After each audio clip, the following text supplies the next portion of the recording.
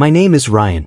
If you're listening to this, perhaps you've found yourself at a similar crossroads, a point where the person you were raised to be clashes violently with the person you've had to become. This isn't just a story about family drama or a moment of vindication. It's a chronicle of a quiet unraveling, a slow-motion severance of the threads I once believed were unbreakable.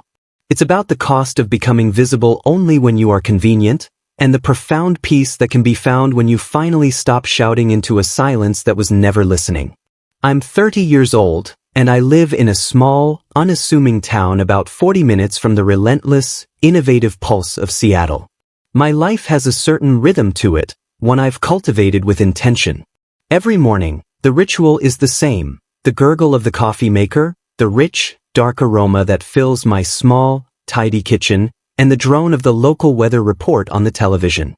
My drive to work is less than 10 minutes, a short journey through quiet streets lined with maple trees that erupt in fiery reds and golds every autumn. My destination is a modest, modern building that houses Pacific TerryTech, a small but ambitious technology company I co-founded. We specialize in sustainable energy solutions, developing smart grid software that helps small municipalities reduce their carbon footprint and energy costs. It's complex, rewarding work. But to my family, it has always been an abstraction. When I first tried to explain it years ago, my father's eyes glazed over. "So, you sell electricity?" he'd asked, his tone laced with a polite confusion that was really a dismissal. Eventually, I stopped correcting them. They settled on the idea that I worked with computers, and when pressed, my mother would simplify it further. "He's in tech, you know, fixes machines and things." I let that narrative stand. It was easier. There's a certain freedom in being misunderstood by those who don't truly wish to understand you.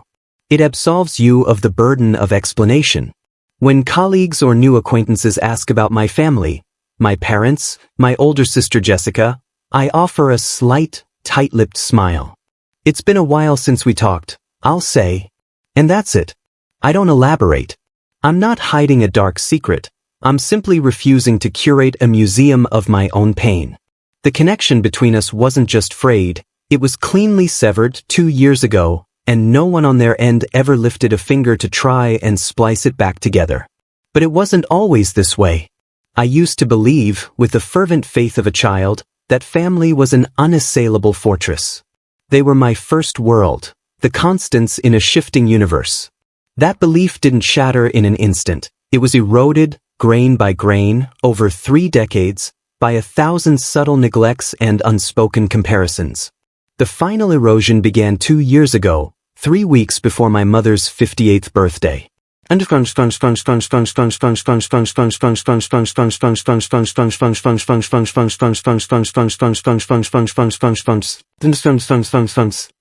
memory of that day is etched into me, not with the blur of trauma, but with the hyperclarity of a moment that changes everything. I had just finalized my travel plans and submitted my time-off request at work. The annual pilgrimage home for my mother's birthday was a tradition I still, perhaps foolishly, clung to. The plan was simple, as it was every year. Drive home 2 days early, help with the preparations, moving furniture, picking up the cake, setting up the patio for guests. It was a small, tangible way to feel useful, to participate in the family ecosystem. Standing in my kitchen, the morning sun streaming through the window, I felt a sense of placid normalcy. I picked up my phone and called my mother. It rang twice, and then a voice I hadn't expected answered. "Hello." It was my father. His voice was always a baritone, but it carried a particular timbre that varied depending on his audience. "Hated. It's Ryan. Is Mom around?" "She's busy. What do you need?" "Nothing much. Just wanted to let you know I've booked the time off. I'll be home 2 days early for Mom's birthday. If there's anything you need me to pick up or any heavy lifting, just let me know." There was a pause on the other end. Not a comfortable silence, but a loaded one, as if he was carefully choosing his words from a script he'd just been handed. "This year? Well, it might be better if you didn't come home so early, Ryan." "Not at all." I remember a faint, foolish part of me assumed he was being considerate. "It's fine, Dad," I said, taking a sip of my steaming coffee. The ceramic mug was warm against my palm. I've got it all sorted. The drive is no trouble. I actually enjoy the quiet time to help out. The pause this time was longer, heavier. I could almost hear him steeling himself. When he spoke again, his voice had shed any semblance of warmth. It was flat, factual, and brutally cold. Jessica is bringing her new boyfriend home this year. His name is Hudson. He's a manager, someone with a real future. Speaks well, carries himself properly. And your situation, your job, well, it isn't very comfortable to talk about. It would just create an awkward atmosphere. So, it's best if you don't come. For a second, my brain refused to process the words. It was like hearing a foreign language. The heat began to rise from the base of my neck, flooding my face. My heartbeat, a moment ago a steady rhythm, kicked into a frantic, pounding drum against my ribs. My grip on the coffee mug tightened until my knuckles turned white. What the hell did you just say? The words erupted from me, my voice stripped of its usual calm. Are you seriously saying that to me right now? My situation. He didn't backpedal. There was no stutter, no, you know what I mean. Instead, he doubled down, his voice sharpening to a point designed to inflict maximum damage. You coming home would just embarrass the whole family. If you still insist on coming, then don't call me your father. And then the dial tone. A flat, monotonous buzz that was somehow more deafening than his words. He had hung up. Just like that. I slowly lowered the phone. My palm was trembling and slick with a cold sweat. My apartment, usually a sanctuary of quiet order, felt like a vacuum. The silence was absolute, pressing in on my eardrums. I stood there, rooted to the spot, staring at the granite countertop but seeing nothing. I felt disembodied, as if I'd been surgically removed from my own life. His words began to echo in the hollow space he'd created inside me, playing on a slow, cruel loop. You coming home would just embarrass the whole family. If you still insist on coming, then don't call me your father. I replayed the tone, the lack of hesitation, the absolute conviction. This wasn't a heat-of-the-moment outburst. This was a verdict. A final judgment passed down from the bench of familial court. I clenched my jaw so hard a muscle twitched in my cheek. My throat constricted, a hard, painful knot of emotion I couldn't swallow. And right then, as if a dam had burst, a specific memory flooded back, not of childhood slights, but of recent, concrete actions. A silent, monthly ritual I had performed for over 2 years. I paid all of their bills. Their electricity, their water, their internet. Every month, without fail, the payments left my account and went to the various utility companies. I had set it up automatically after a phone call from my mother. She had called, her voice laced with a performative anxiety. She'd lamented the rising cost of living, the unexpected spike in that month's bills, how their fixed retirement income was being stretched thinner and thinner. Then, in a hushed, almost embarrassed tone, she'd said, "If you could help us out even a little, Ryan, it would mean the world. Just until things settle down." I had agreed without a second thought. That was my role, wasn't it? The reliable one. The quiet son who handled things. The months bled into one another. The temporary help became a permanent, silent stipend. I'd ask occasionally, "Is Jessica helping out at all, Mom?" The answers were a masterclass in evasion. "Oh, you know your sister, she's covering Dad's new medication. That's not cheap. Just help us this month, sweetie." Jessica said she'd pitch in next time. I heard the refrains so often they became a familiar, meaningless melody. And I, the fool, kept dancing to it, sending nearly $400 a month, reliably, quietly, without a single complaint. It was my way of contributing, of proving my worth from a distance. And now, the very people whose lights I kept on, whose water I kept flowing, had labeled me the family's shame. A cold, clarifying calm began to settle over the initial shock and fury. My mind, which had been reeling, suddenly stilled and focused. I picked up my phone again, my hands now steady. I opened my banking app, my thumb navigating the familiar screens with practiced ease. I navigated to the automatic payments section and scrolled through the history. There they were. Line after line, month after month, for over 2 years. a payment to Puget Sound Energy, a payment to the Municipal Water District, a payment to Cascade Connect Internet, each one a small, digital monument to my dutiful silence. I scrolled to the very bottom of the history, to a small, cumulative total the app provided for that payee group. $9,842.17. I stared at that number. Nearly $10,000. $10,000 given not out of obligation, but out of a love I still thought was reciprocal. $10,000, and in return, I was deemed an embarrassment, someone to be hidden away like a shameful receipt. As I looked at that staggering sum, a question, silent and damning, finally broke the surface of my consciousness. It was a question I had never allowed myself to fully form in 30 years. What has Jessica ever sacrificed? It wasn't about jealousy. It wasn't a child's cry of, "That's not fair." It was a fundamental reassessment of the family's entire moral calculus. If I was the benchmark for shame, what was she the benchmark for? Excellence? Value? Worth? I had silently shouldered a significant financial burden. What had she shouldered? The spotlight? The adoration? The unearned credit? I thought of the family photo albums. In nearly every picture, I was on the edge, half turned away, my smile hesitant. Jessica was always front and center, beaming, the undisputed star of our familial narrative. Her achievements were celebrated, mine were footnotes. Her heartbreaks were family-wide crises. My struggles were my own to manage. I had spent a lifetime accommodating, stepping aside, making myself smaller so she could occupy more space. And I had foolishly believed that if I was quiet and responsible enough, if I handled things without being asked, they would eventually see me. But they didn't. It turns out that when you make yourself invisible, people get used to not looking at you. And when you finally leave, they often don't notice you're gone until they need something from the space you used to occupy. I sat on my couch for a long time, the phone still in my hand. The storm of hurt and anger had passed, leaving in its wake a vast, empty plain of resolution. A single, clear emotion crystallized in my chest. Enough. With a sense of finality that was both terrifying and liberating, I reopened the banking app. I navigated back to the automatic payments. I selected the payment for Puget Sound Energy. A confirmation screen popped up. Are you sure you want to cancel this automatic payment?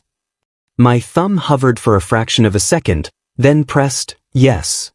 I did the same for the water bill. Yes. And finally, for the internet. Yes. I did it not with rage, not with a desire for vengeance, but as an act of profound self-preservation. I was reclaiming the one thing they hadn't yet taken from me, my self-respect. I was severing the financial umbilical cord that had, in their eyes, apparently tethered me to a status of perpetual unworthiness. The silence from my end was immediate and absolute. I did not call. I did not text. I went to work, I attended my meetings, I lived my life, but a fundamental shift had occurred within me. I was no longer waiting for their approval. About a week later, my phone chimed with a text message. It was from my mother. The tone was the same as always, light, conversational, as if the nuclear exchange with my father had never happened. Ryan, honey, we got a notice that the internet bill is due. Can you take care of it when you get a moment? Thanks. I read the message, my expression neutral. I placed the phone back on my desk without responding. It wasn't a strategic silence. It was the silence of a man who has finally understood his place. The first communication in over a week, and it wasn't an apology. It wasn't a, "How are you?" It wasn't even a, "Can we talk about what your father said?" It was a request. A transaction. I was their customer service representative for life's inconveniences, and I had just resigned. 2 weeks later, my father called. I watched the screen light up with his name, the phone vibrating against the wood of my desk. I let it go to voicemail. A few minutes later, the notification popped up. I listened to the message, my body still. His voice was sharp, laced with impatience, devoid of any recognition of his own cruelty. Ryan, the power company called. This month's bill hasn't been paid. What's going on? Handle it. There it was again. No son, no we, no context. Just a demand. I deleted the voicemail. The silence from my end was becoming a language of its own, and I was the only one who understood its grammar. And so, the stage was set for my mother's birthday. 3 weeks after I was formally disinvited and disowned in a single phone call, the party was going ahead as planned. I could picture it clearly, the roasted chicken my mother loved, the specific lemon raspberry cake from the bakery she'd frequented for decades, the same cluster of aunts and uncles gathered around the dining room table. The only thing missing was me, the element of shame that had been successfully excised. That afternoon, at precisely 4 p.m., I was sitting in my living room. I held a mug of coffee that had long gone cold. The sky outside my window was a flat, featureless gray, the kind of Pacific Northwest day that feels like the world is holding its breath. My phone chimed. It was my mother. I looked at her name on the screen, a name that had once evoked a sense of safety and now only conjured a hollow ache. I did not answer. A few minutes later, my father called. Then Jessica. 3 calls in rapid succession, a trifecta of sudden need. I let them all ring out. I remained in my chair, leaning back, my gaze fixed on the window. The gray was beginning to deepen into twilight. Then the messages started. Mom, 4:14 p.m. Ryan, the power has been shut off. The whole house is dark. I'm trying to light candles. Please just pay the bill. It's your mother's birthday. I read the words. I felt no schadenfreude, no petty triumph. Instead, I felt a profound, weary emptiness. This was the culmination of my role in the family. The emergency fund, the problem solver, only relevant when systems were failing. Dad, 4:17 p.m. the water is off now too. We can't even cook or flush the toilets. What is wrong with you? Handle this now. The anger in his text was palpable. It was the anger of a man whose designated functionary had unexpectedly gone on strike. Jessica, 4:21 p.m. the internet is down. Guests are starting to arrive and I can't even get a signal. This is so humiliating. Please fix this, Ryan. It's urgent. I looked at the clock. 4:23 p.m. I remembered the exact moment, 3 weeks prior, sitting on this very couch, canceling those payments. I had set this in motion the second my father told me I was no longer his son. And now, at the height of the celebration from which I was banned, their modern life was collapsing back to the dark ages, one utility at a time. Power, water, internet. Each one vanishing at the most inconvenient possible moment, revealing the fragile infrastructure of their comfort, an infrastructure I had silently been propping up for years. I didn't text back. I didn't call. There was nothing to say. Any explanation would have been a plea for understanding, and I was done pleading. I simply sat, rotating the cold coffee mug in my hands, a quiet spectator to the consequences of my absence. By 6 p.m., my phone became a hive of angry activity. It wasn't just my immediate family anymore.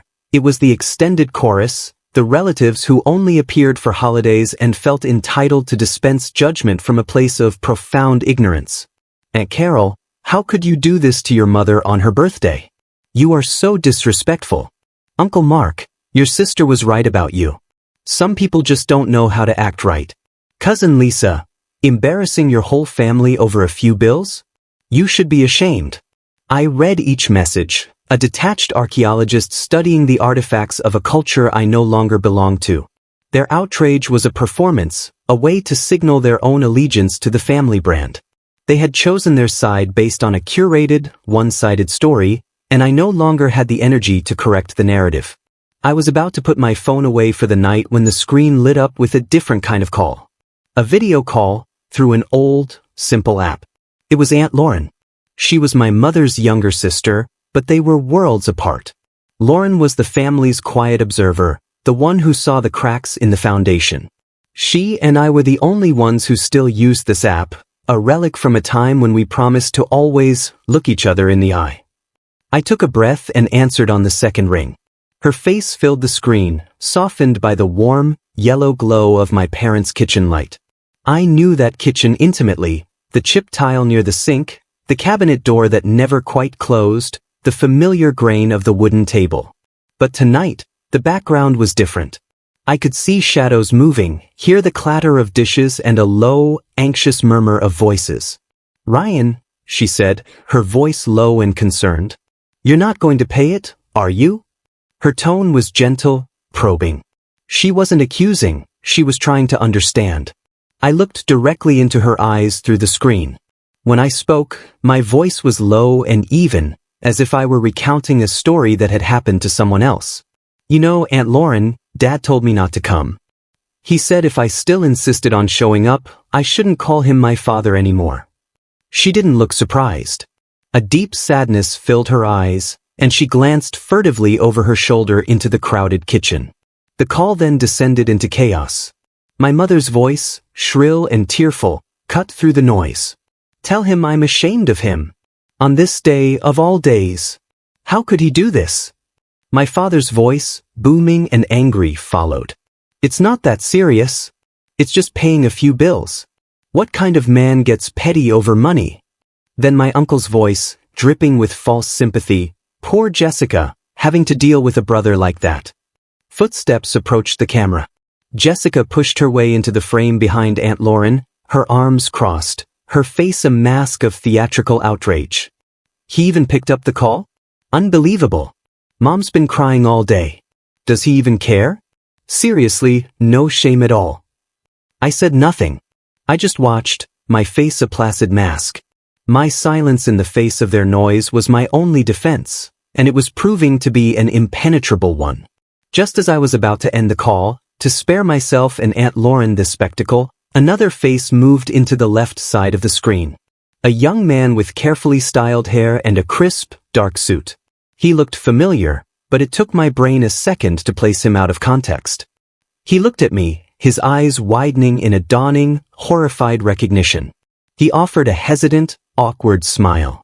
Hey boss, he said, his voice cracking slightly. The word landed in the chaotic kitchen like a stone dropped into a pond. Boss. I froze, my grip on the phone tightening unconsciously. Of all the twists I could have imagined, this one had never occurred to me. I stared at him, and the pieces snapped into place. The new transfer from our southern branch. Hudson Kane. The reports, the emails. This was Jessica's prize, the manager with a real future. I was too embarrassing to stand beside. The room behind Aunt Lauren seemed to freeze. The bickering stopped. I saw her glance over her shoulder, her eyes wide. A frantic whispering started. Wait, what did he just call Ryan? Boss? Does that mean Ryan is his boss? Jessica's boyfriend works for Ryan? The whispers overlapped, growing in volume and confusion. Hudson, looking profoundly uncomfortable, seemed to realize the cataclysmic gaffe he had just committed.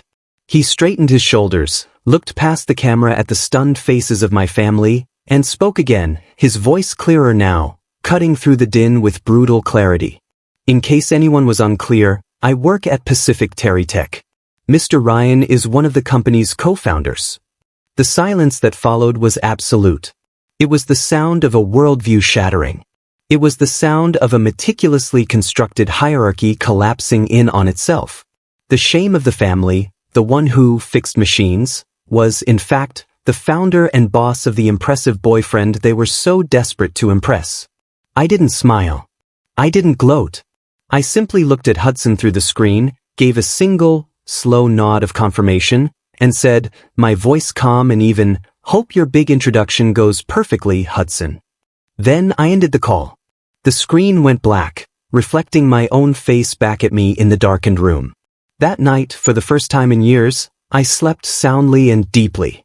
No restless turning, no waking up at 3 a.m. with a heart full of old wounds. There was no vengeance in my heart, only a profound, bone-deep sense of closure. They had finally been forced to see me.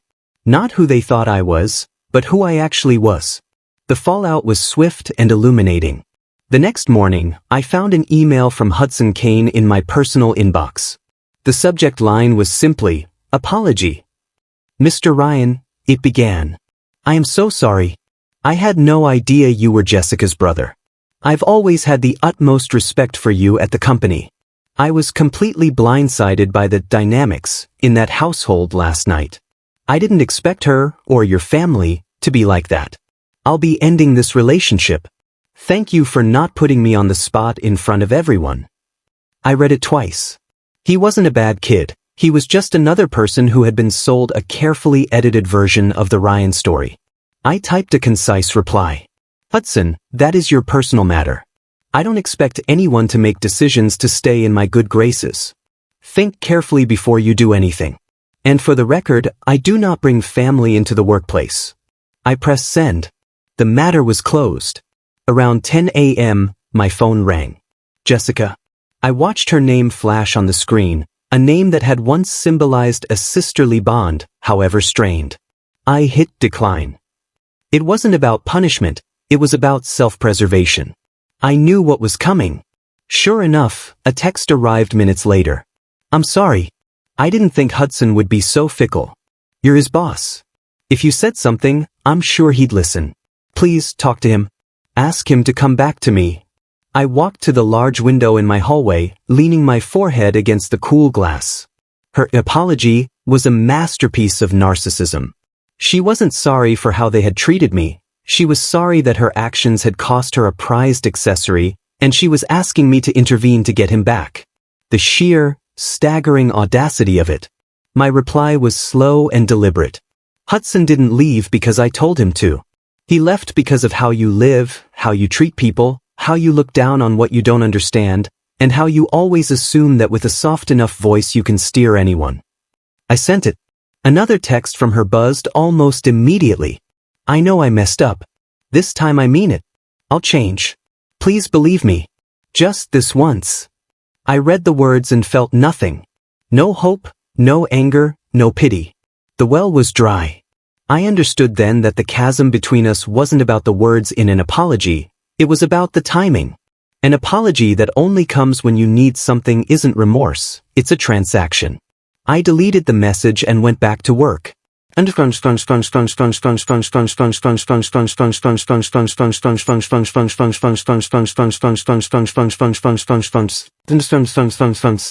A week later, on a cool Friday afternoon, I returned home from the office. As I stepped onto my porch, keys in hand, I froze. My parents were there. They stood awkwardly by my front door, each holding a small, worn suitcase. They looked old, tired, and out of place on my minimalist porch. The long journey was written in the weary lines on their faces. I didn't ask what they were doing there. The sight of them, unannounced and laden with baggage, spoke volumes. This wasn't a social call. Ryan, my mother began, her voice tremulous. I simply nodded, unlocked the door, and held it open for them. Come in. We sat in my living room. I made tea, more for something to do with my hands than out of hospitality. The steam rose in delicate curls between us. My father spoke first, his voice quieter, more subdued than I had heard in years. He offered an apology, a vague acknowledgement that things had gotten out of hand, that perhaps we went too far. My mother chimed in, her words practiced. We've done a lot of thinking, Ryan. Things should never have come to this. I listened, sipping my tea, saying nothing. I let them talk, waiting for the other shoe to drop. I knew this script. The apology was always the preamble to the request. And then it came. My father's tone shifted, becoming more pragmatic, more entitled. We're family, Ryan. And family helps each other. We raised you, sent you to school. Everything you have now, a part of it comes from us, right? It's only fair. My mother leaned forward, her voice dropping to a conspiratorial whisper. If you could maybe send us about $2,000 a month, just a little support. It's not much for someone in your position. I looked at them, these two people sitting in my home, on my furniture, surrounded by the life I had built. The same people who had deemed me an embarrassment were now placing a monetary value on their belated, conditional apology. $2,000 a month. My success, in their eyes, was not my achievement. It was a debt I owed them for the mere fact of my existence. A soft, dry chuckle escaped my lips. It wasn't mocking, it was the sound of ultimate disbelief. I looked from my father's expectant face to my mother's pleading one. What about Jessica? I asked, my voice calm and level. How much will she be contributing each month? The air in the room solidified. My father glanced at my mother, a silent panic passing between them. My mother was the one who answered, her voice barely a whisper. Your sister's job, it's still unstable. And the breakup with Hudson has taken a real toll on her. I nodded slowly as if considering this. The excuses were as predictable as they were hollow. I raised my gaze and looked squarely at them. Here are my terms. If Jessica agrees to support you with $2,000 a month, I will match it, dollar for dollar. No more, no less. I let that hang in the air for a moment before continuing. Or, if you want me to carry the full amount, I'll need something in writing. A legal agreement, drawn up by a lawyer, confirming that after you both pass, the house and any remaining assets will belong to me in full. Then I fell silent. I had laid down my cards. For the first time in my life, I was not accepting their terms. I was dictating my own. The reaction was instantaneous and volcanic. My father shot to his feet, his face purpling with rage. He slammed his palm down on my coffee table with such force that my teacup jumped, spilling its contents in a dark pool across the polished wood. You're setting conditions for your parents? He roared, his chest heaving. We raised you for over 20 years and now you want to nickel and dime us like this. What kind of son are you? What kind of life are you living? The walls seemed to shake with his fury. I did not flinch. I did not move. I simply sat there, my hands resting on the arms of my chair, my gaze steady and unwavering. I waited for his tempest to spend itself. When he was finally done, breathing heavily, I stood up carefully. My voice, when it came, was low, calm, and cut through his residual anger like a blade. I think you both should leave my house. It wasn't a shout. It wasn't a threat. It was a simple, final statement of fact. It was the plea of a man who had finally, definitively, reached his limit. They stared at me, stunned into silence. Without another word, my father snatched up his suitcase. My mother, her eyes filled with a mixture of shock and betrayal, fumbled for hers. The sound of their footsteps on my hardwood floor, the soft click of the front door closing behind them, was quieter than all the noise and pain they left in their wake. It has been 2 years since that day. I did not block their numbers. I did not change my locks. I simply stopped. I stopped reaching out. I stopped waiting. I created a vacuum to see if anything of substance would rush in to fill it.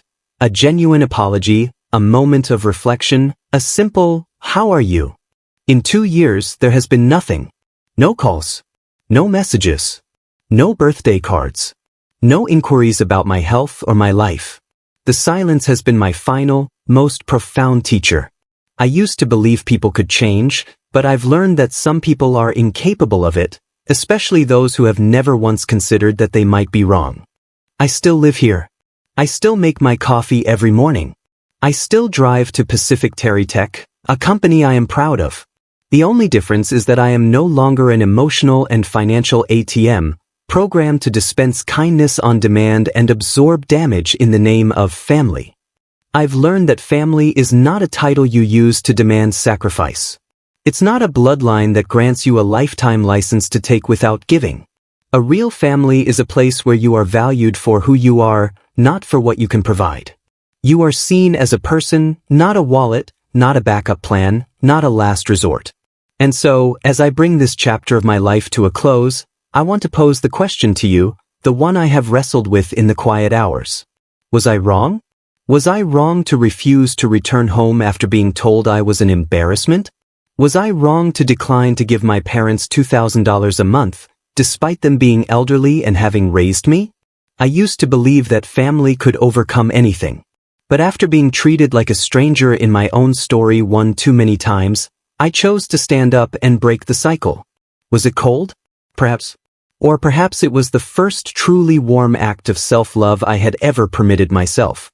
I sincerely want to hear your thoughts, whether you agree or disagree. If this story resonated with you, if you've ever felt the sting of conditional love or the weight of invisible expectations, please subscribe. There are many more stories like this waiting to be told, waiting to be heard. Take care of yourselves. And remember, your worth is not defined by what you can do for others, but by who you are at your core. Thank you for listening. Thank you for staying until the end.